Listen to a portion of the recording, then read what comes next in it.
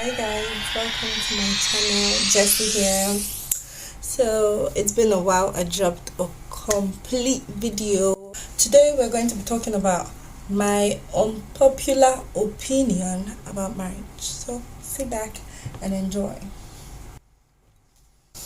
This thing called marriage, everybody's having ideas on it's supposed to be all bliss, there's supposed to be a certain way it's supposed to be done, marriage must go through this process. See, in this life there's more than one way something can be done, and it mustn't always be your way.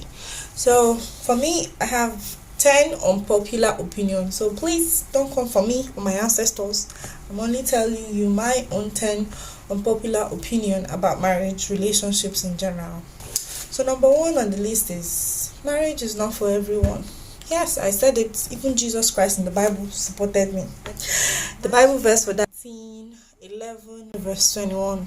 And I read, brethren. It says, Jesus said, not everyone is matured enough to live a married life. It requires a certain aptitude. Marriage isn't for everyone. I'm going to go on to verse 12. It says here, some from birth seemingly never give marriage a thought.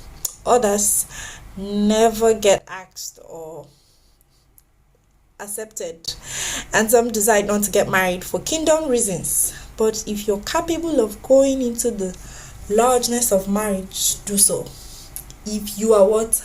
Capable. Do you underline the word there is capable? See, every day I see people that I must get married. See, if you're not capable, if you don't have self-control, if you're not matured enough, financially, it's also very important. If you are not capable, brethren in the Lord, it's not a sin if you stay unmarried till 40, 50 years when you're capable and you're sure you're ready to get married. Don't come and bring somebody's daughter and suffer her. That's not marriage. That's wickedness. Point number 2, you must not be in love to get married. You know this whole Indian movie, fairy tale, I need to love him first. I don't know him. I need to be in love with him to get married. It's a big lie. It's a fallacy. The truth is, you must not love somebody entirely to be in love. You just need to know that person and make sure your visions and their visions about the word marriage and the whole goals and aspiration aligns. See, you can get into the marriage and fall in love. I don't believe you must be all over each other for you to accept to be married. Me, I don't believe that. So the best marriages sometimes are the ones you just go into without expectations, because most times expectations kills everything. You're expecting that Mike has been bringing you egg and salad in the morning, and then when you get into the marriage and he doesn't bring you egg and salad, 2 weeks after we have suffered to buy a shibi, marriage is off. That's madness. Point number 3, for better or worse, most times is a sham. That means it's just fake.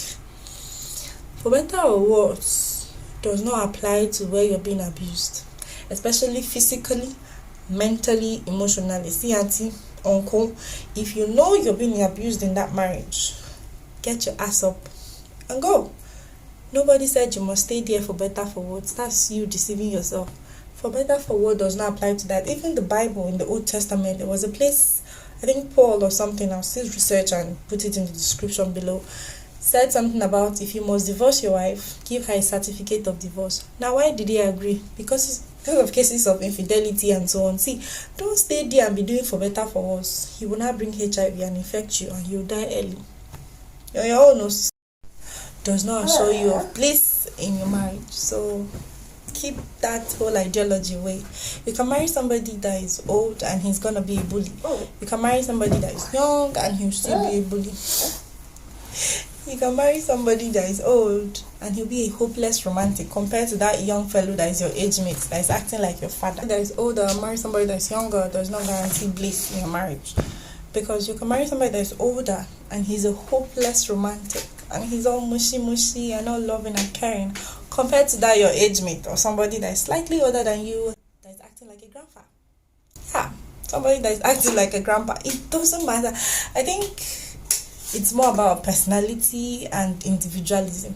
Be older, be younger. There are people that are old and they are young at heart, and there are people that are young and they act like your ancestors. So don't be deceived that you must marry your age mate for you to align. Just marry somebody that is ready to sacrifice and love you for your relationship. Not properly married. if not properly managed. So here's the thing. We go into everything expecting how it should be, happily ever after, and the rest of it. But one thing is this: stop expecting too much from somebody. We are all human, so we're bound to make mistakes. Expectation can ruin your joy. Expectation can ruin that marriage. You're expecting him that when you were dating, he usually wakes you up with breakfast in bed. Today he doesn't give you breakfast in bed. Nkechi's now carrying her face. Adako is frowning. Obiora is expecting that when he gets married to Nkechi, she makes chicken or turkey every Sunday with salad and pounded yam. See, when you get married, especially when you start having children, see, don't expect what you're expecting. She's not going to be cooking for you alone. She's cooking for you and the entire household. So don't be expecting that the way it was, the way it's going to be. Be open to change, because that's one thing that's common and constant in this life. Point number 9. Discuss about everything. Stop assuming that everybody has common sense and have the same mindset. See, somebody will say if you trip and maybe you step on somebody or something, you're supposed to say sorry.